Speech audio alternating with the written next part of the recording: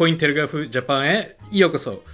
今日この動画では日本のスクウェアエニックスまでもが実は投資をしているThe Sandbox というブロックチェーンのゲームクリエーションプラットフォーム、この創業者でもありかつチーフオペレーティングオフィサーでもあるセバスチャンさんにインタビューをしました。なので今日ここの動画では今後将来我々人類はどういうふうにメタバースと実際に共存をしていくのか、あとザ・サンドボックスは実際にスクエアエニックスとどういう関係を持っているのか、今後面白いコラボレーションがあるのかみたいなちょっと秘密な内容もねいろいろ聞いてみたので、ぜひ最後まで見てください。でこのザ・サンドボックスとは何かっていうところとか、結構ベーシックなどういうふうにこのザ・サンドボックスができたのかっていう話は前半でコインクラブというチャンネルで動画にしているので、ぜひそちらを見てからこちらの動画を見た方が話が流れて分かりやすいと思うので、ぜひ見てみてください。セバスチャンのツイッターも貼ってるので、ぜひ皆さんフォローして最新の NFT 情報をチェックしてみてください。それでは Enjoy! Okay, welcome back everybody for this incredible interview with Sebastian. And so thanks so much for coming, Sebastian, again. Thank you, Yusuke. It's a great pleasure to be here again with you. Yeah, amazing. So yeah, we were talking about the sandbox and then how it happened and what it is and how it impacts in our future. So I want to kind of get into the future of this metaverse, future of the NFT, future of the sandbox, everything related to future. So let me first ask you.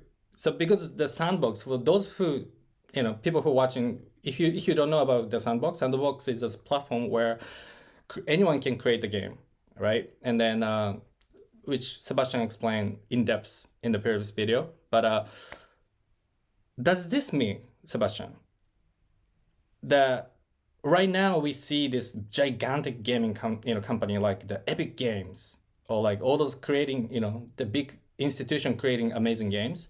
But do you think Sandbox will replace the big company like that?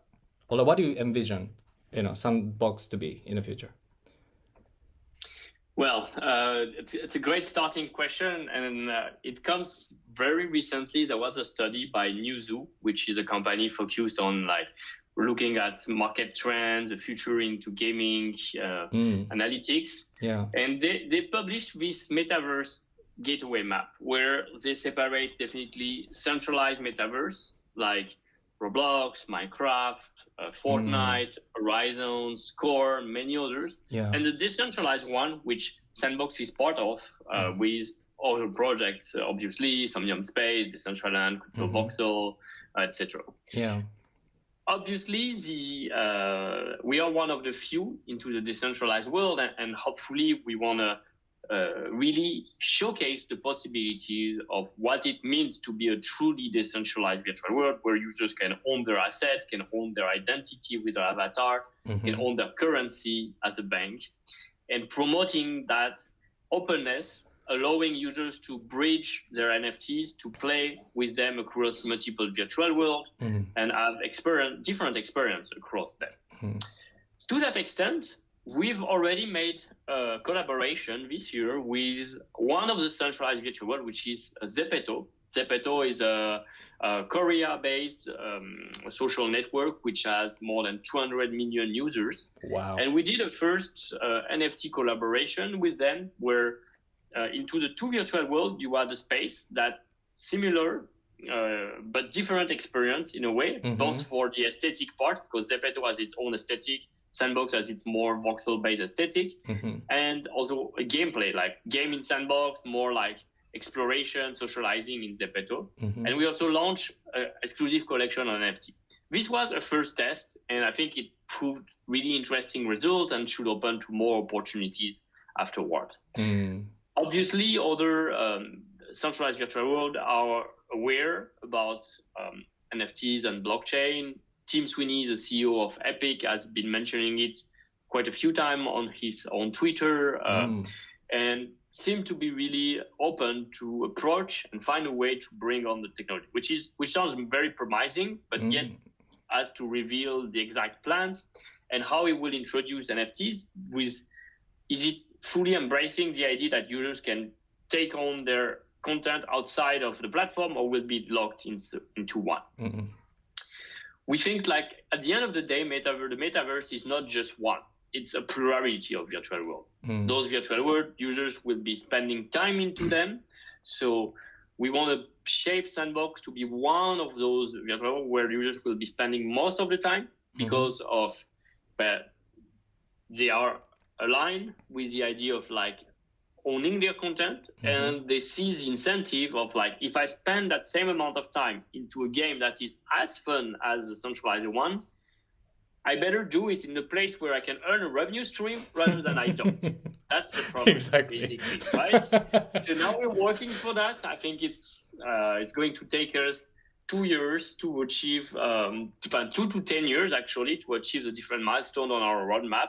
We already spent 4 years almost now to build the premises. And the great thing is like everyone can now see that, like what we've been built and what creators are doing using the content made with our tools. Like every day on my social media, I see creators sharing videos of what they made. And I'm really impressed already. Like people can see Sandbox as its own aesthetic, can identify this is Sandbox just by watching it. Yeah. And our more and more people are getting enthusiastic about like, oh, when this is going to open, there will be a huge network effect between Sandbox opening, but all the content made by the creators part of Sandbox ecosystem as well.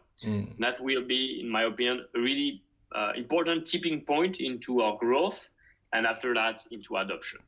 Yet it's not just about opening, it's more about like opening it in the right way, making sure it's going to be fun, engaging, and have the right incentive to keep people coming back in. So something we're very careful at is not to just open for the sake of launching and then there's nothing to do, so you never come back. That would be a major loss opportunity. Definitely, technology is going to improve over time, even though we are building on Unity latest version and having a certain capacity for multiplayer. We wish that in 10 years, it will increase the computing power, multiplayer capability, etc. So we're getting closer and closer to, well, those popular images that sci-fi books and sci-fi movies are projecting into our heads with Ready Player One, etc. I'm not saying like Sandbox will be VR headset and everyone with that kind of thing. I'm saying like definitely the capacity to play with hundreds of players simultaneously into a world, having the brands that matter into the NFT culture. So I think those are different than the one you see into Ready Player One. This is a mix of like brands from the physical world and brands from the metaverse itself. Like if you can play with your CryptoPunk, your Bored Ape, your Zedrun, your Sandbox character alongside the popular character from some of them we have as partners from Square Enix, from Atari, from Roller Coaster Tycoon, etc. All of that into a 3D virtual world where users are actually not just spending time and losing a revenue, but actually turning their playtime into a revenue stream. That's a very exciting promise that I can't wait to see come to life as we build it. Yeah, I mean, yeah, in my mind though, like, yeah, I mean, I play a lot of games, right? Like on the smartphones and PC, but man, like if I can make money just playing game, I'm gonna just, find those games and just spend all my time and doing that. But it's kind of interesting that you touch on those like bigger gaming, companies are also interested in those NFTs and like, like collaborations and stuff like that. So I kind of wanted to touch on Square Enix because you just mentioned that. And then obviously that's a Japanese company. Everybody is like, ooh, what's the deal with that?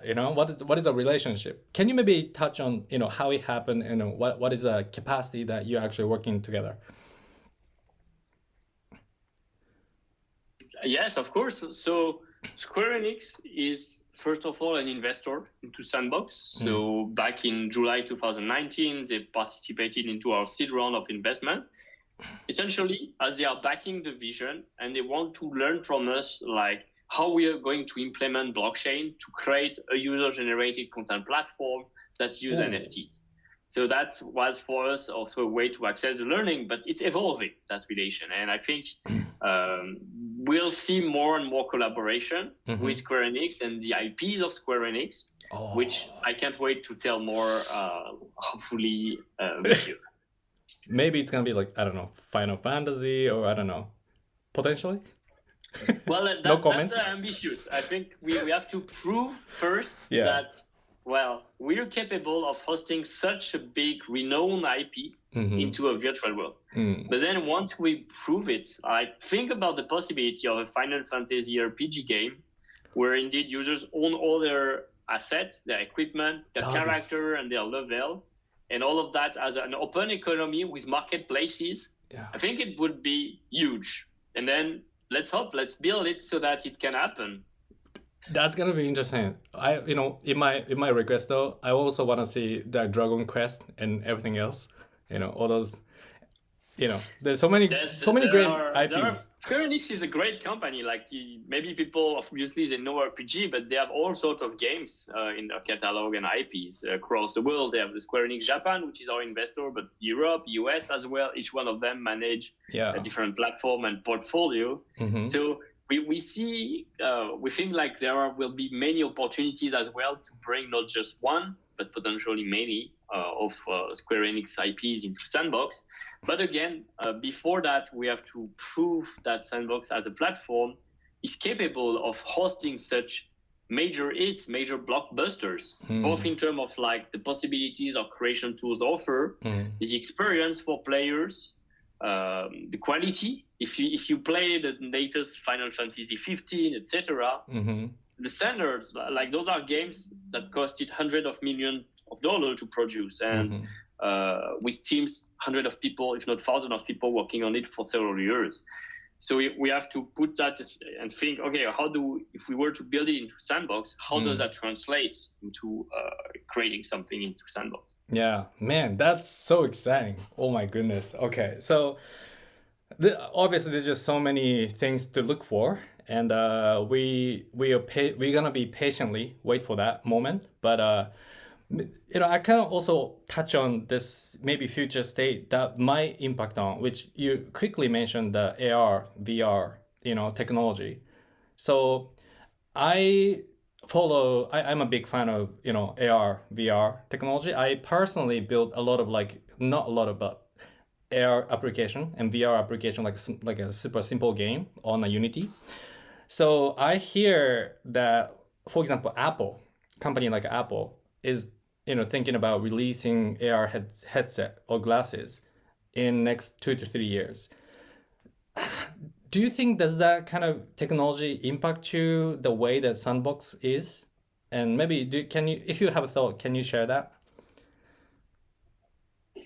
I think definitely it could on the long term. Like we've always envisioned Sandbox to be multi-platform, which means starting with PC for accessibility, anyone can play on a PC, then mobile, then we're really open to console or other extra reality devices that can really foster a new kind of experience. Imagine yourself participating into play to earn, but also in a more immersive way. We didn't design Sandbox to be VR, so right now it's not like we never said you need to be the character into the world itself. Actually, you are just an avatar that is a representation of yourself. But how is it the immersion technology is going to evolve could really propose additional use case that could be interesting to explore.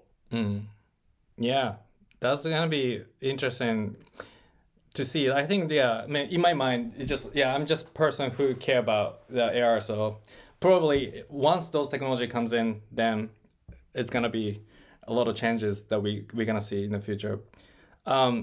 So maybe this is just